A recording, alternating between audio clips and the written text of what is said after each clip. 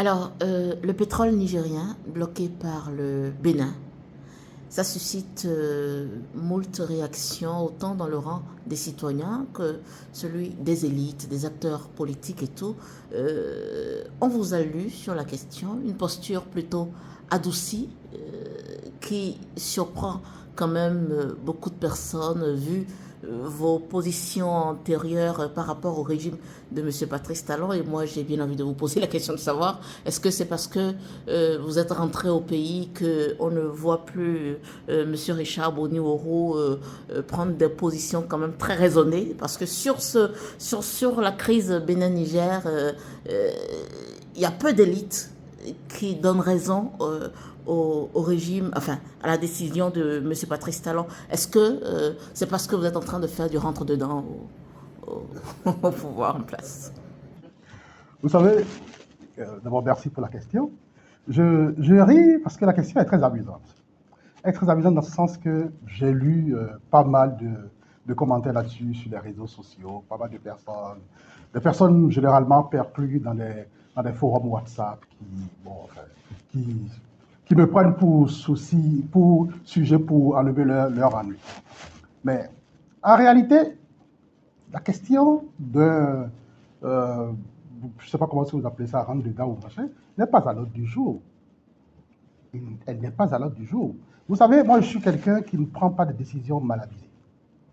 Je prends beaucoup mon temps pour évaluer toutes les questions avant de prendre des décisions qui, de mon point de vue, sont des décisions non seulement qui servent mes intérêts, mais qui servent les intérêts de ceux et celles qui me font confiance et qui m'écoutent. Par conséquent, sur cette question, je vous le dis, rassurez-vous, le moment où il devrait y avoir quelque chose dans ce sens, vous serez avisé. Quand vous êtes à l'extérieur, vous prenez de l'information à travers les personnes. Certaines vous donnent des informations de bonne foi, et la plupart du temps, ce sont des informations de mauvaise foi.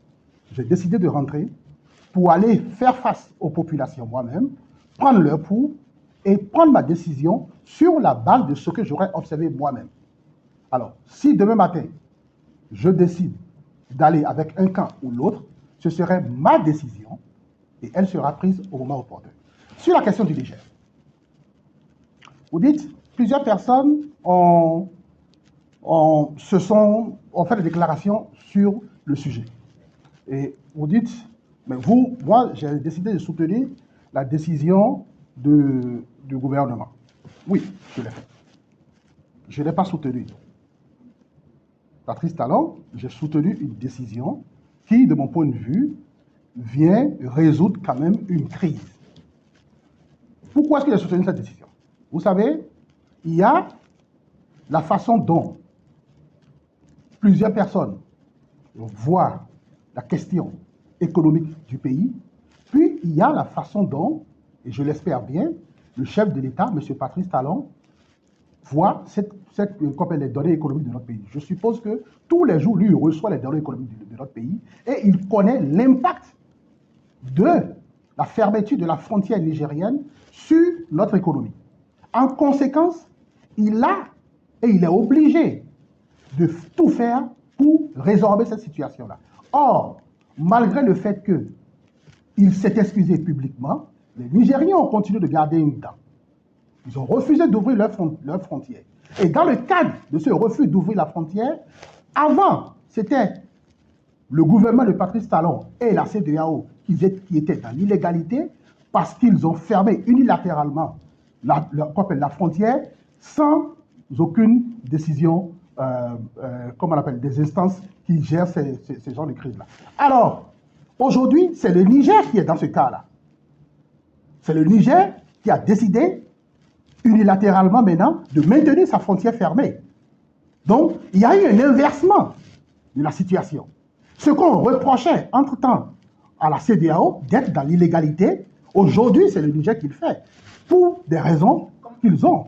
Comment vous pouvez parler d'inversement de cette façon-là, alors que le prétexte que le Niger a, c'est qu'ils sont en train de se protéger d'un État qui, à un moment donné, a été très guerroyant les concernant? C'est pas parce que vous vous protégez que vous n'êtes pas dans l'illégalité. On est d'accord avec ça. on peut se protéger illégalement. Donc, ce n'est pas parce que je veux vous protéger que vous n'êtes pas dans l'illégalité. Mais ce que je dis, le Niger est un pays frère auquel aucun de nous n'a le droit ni le devoir de donner des conseils. Je pense qu'ils sont un pays frère et souverain qui prennent leurs décisions en fonction de leurs intérêts. La décision de maintenir leurs frontières unilatéralement fermées est une décision que le Niger assume souverainement. Mais ça n'empêche pas que, compte tenu des accords sous-régionaux, que le Niger est en train de violer certaines règles aussi en maintenant sa frontière. La même chose que nous avons dit de la CEDEAO et du régime en place doit aussi leur servir. Mais ça ne veut pas dire, parce que j'entends beaucoup de politiciens sur la question, qui ont tendance à donner des conseils au Niger, qui ont tendance à soutenir une décision belliqueuse. Moi, je ne suis pas dans cette posture-là. Je dis, il est temps que le Bénin et le Niger puissent s'asseoir autour de la table et discuter. Ce que Patrice Talon a fait aujourd'hui, c'est une décision, de mon point de vue, désespérée.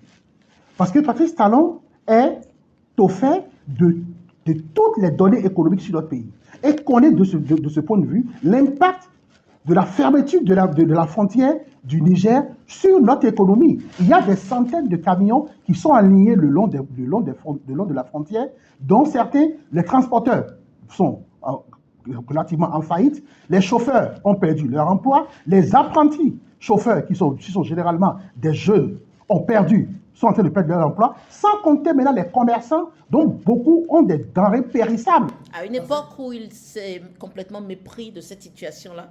Mais écoutez, si quelqu'un a mal fait, a mal agi, a commis des erreurs et décide de se rattraper, donc nous, en tant que Béninois, qu'est-ce que nous allons dire? Nous allons dire, dès lors qu'il a commis une erreur, même s'il décide de se rattraper, nous n'allons pas l'aider, nous n'allons pas nous engager, nous allons juste le laisser foncer dans cette erreur-là, quitte à ce que l'erreur vienne bouleverser la vie de milliers de personnes. Mais pour une seule personne, nous allons détruire un pays. Patrice Talon, c'est une seule personne qui pèse à peine 67 kilos. Donc pour une seule personne, nous allons prendre l'engagement de détruire tout un pays, de détruire l'économie de tout un pays, juste parce que nous avons une dent. Vous savez, moi je suis quelqu'un de très pacifique généralement. Donc je ne suis pas dans ces réflexions belliqueuses, de vengeance. Non, je me suis engagé pour le Bénin. Vous comprenez? Donc, je dois faire tout ce qui est dans mes pouvoirs pour que le pays puisse évoluer, pour que les compatriotes que je rencontre de village en ville puissent dire, à un moment donné, il a soutenu une décision qui nous a permis aujourd'hui de retrouver une certaine satisfaction économique. Donc voilà ma posture. Ce que vous pensez, ce que vous croyez, c'est que M. Patrice Talon, en décidant de bloquer le pétrole nigérien, au regard des données économiques, c'est bien ce qu'il fait, ça n'a rien de politique. Mais est-ce que vous pensez vraiment qu'un gouvernement, on ne parle pas du président de la SODECO, là, ok? On parle du gouvernement béninois, qui a tous les moyens d'enquête, de réflexion, qui a des experts à ses côtés, prendra une décision aussi dangereuse sans avoir pris des garanties, sans des soutiens. Ce même gouvernement, on l'a vu précédemment dans la crise. Était soutenu par la CEDEAO, vous avez oublié. Le gouvernement était soutenu par la CEDEAO. La CEDEAO fait combien de pays? Il y en a seulement 3 qui sont partis. Soutenus par la CEDEAO. Soutenus par les instances réglementaires. Même si la décision, elle était violente, brusque et très belliqueuse et très mal avisée, mais c'était une décision collectivement soutenue. Alors, donc aujourd'hui, le gouvernement de Patrice Talon, moi je dis, si le gouvernement prend cette décision-là, à un moment aussi critique dans la vie politique de Patrice Talon lui-même, il ne peut pas prendre cette décision-là sans avoir assez de garanties, sans être sûr. Il ne peut pas sauter de son lit et dire, tiens, écoutez, je décide que le pétrole nigérien ne va pas transiter par notre port. Vous pensez vraiment que c'est possible? En tout cas, moi, j'ai la naïveté de penser que ce n'est pas possible. J'ai la naïveté de croire qu'en faisant ça, il est sûr et certain que la décision va conduire à un dégel de la crise au bénéfice de l'économie de nos deux pays. Parce qu'il ne faut pas oublier que la fermeture de la frontière nigérienne a un impact économique aussi et social sur le Niger aussi.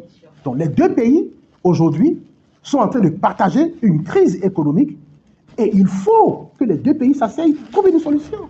Le Bénin qui durcit sa posture, le Niger qui ne veut pas céder, finalement, est-ce que nous ne perdons pas gros autant, pour la plupart des opinions qu'on entend, c'est que c'est le Bénin qui perd beaucoup plus que le Niger. Est-ce que selon vous, ce sont les deux communautés qui perdent, ce sont les deux États qui perdent? Est-ce que le Bénin perd plus que le Niger ou que le Niger perd plus que... Oui. Je vous sais très avisé. Okay? Est-ce que vous connaissez le prix du sac de riz aujourd'hui au Niger? Depuis la crise? Vous n'en savez rien. Est-ce que vous savez combien perdent les transporteurs nigériens en ne passant pas par le Bénin? Vous n'en savez peut-être rien, mais ils perdent beaucoup. Beaucoup de gens disent ceci. Ils disent, ah oui, le Niger désormais va passer par le Togo. Va faire passer son truc par le Togo. Vous pensez vraiment que le Niger a encore 8 ans devant lui? Parce que je vous rappelle que les pipelines qui permettent de faire passer le pétrole nigérien par le Bénin aujourd'hui ont commencé, si j'ai bonne mémoire, sous Yahi Boni. Pour pouvoir être exploitable sous Patrice Talon. Donc vous pensez que les Nigériens attendront encore 8 ans pour faire passer leur pétrole par le... Parce que je vous dis, on ne va pas passer le pétrole du Niger par le Togo par des citernes. Donc il faut mettre en place encore un système de pipeline et ça prend des années pour trouver un accord d'exploitation, pour mettre des équipes en place. C'est tout un travail qu'il faut. Donc vous pensez que le Niger, économiquement, parce qu'il ne faut pas oublier que si le Niger a pu juguler la crise que lui a créée la CEDEAO, c'est parce que la Chine a les garanties d'exportation de son pétrole. Alors dès lors que la Chine n'aura plus les garanties d'exportation de son pétrole, vous pensez que la Chine va encore décaisser de l'argent pour soutenir sa crise si aucune de ses ressources qu'on appelle minières ne peuvent plus sortir du pays? Je pense qu'il faut prendre cette question avec beaucoup de complexité, avec beaucoup de nuances. Il faut être dans la complexité et dans la nuance. Prendre cette question aussi facilement et faire des déclarations belliqueuses ici, des déclarations mal avisées ici, des analyses émotionnelles ici pour dire oui, nous sommes des analystes. Ça, c'est des analyses de Facebook, de TikTok, de perclus dans des forums. Mais quand on est sur le terrain et qu'on peut percevoir, comme Patrice Talon le perçoit certainement, des données économiques et qu'il sait que c'est soit il prend cette décision de contraindre le Niger à la table des négociations pour ouvrir la frontière et continuer les échanges, soit c'est l'économie béninoise qui s'effondre et que comme on appelle, les populations vont commencer par s'endurcir. Les opinions qui sont propagées aujourd'hui contre lui vont commencer par recevoir, comme on appelle, des appels sérieux et que lui-même, son gouvernement risque de tomber. Vous pensez qu'il va laisser tomber, il va saisir cette occasion-là? Je pense que c'est une décision totalement désespérée qu'il a prise et ce n'est pas parce que par le passé, il a commis des erreurs graves, dont certaines sont graves, que si aujourd'hui il essaie de se rattraper pour que la population puisse, on ne va pas dire, ok, essayons de voir comment est-ce que vous en êtes. Alors, pour finir, M. Richard Boniworo, vous êtes politologue et le Bénin qui durcit sa posture, qui bloque le pétrole nigérien, est-ce que ça n'entame pas les bonnes relations avec la Chine? Le Bénin et la Chine ont d'excellentes relations. Et donc, je ne sais pas si... Madame Mouillon, je comprends très bien la solution de votre question. Votre question est, le Bénin a des dettes même, je pense, avec la Chine. Donc, la Chine a des moyens de pression sur le Bénin. Alors, et en même temps, la Chine a des intérêts économiques avec le Niger. Alors, est-ce que Patrice Talon ne risque pas d'avoir une pression chinoise qui va le pousser à céder et que le Niger va prendre de l'ascendant là-dessus? Je pense que Patrice Talon lui-même devrait répondre à cette question, mais de mon point de vue, je pense qu'il n'est pas, en tant que chef d'État, qu'il ne peut pas prendre cette décision-là sans être sûr et certain d'avoir des garanties ou d'avoir des données qui lui permettent de ne pas être sous pression de la Chine ni de quelques États extérieurs et qu'il peut assumer cette question jusqu'au bout pour que ça débouche sur une décrispation.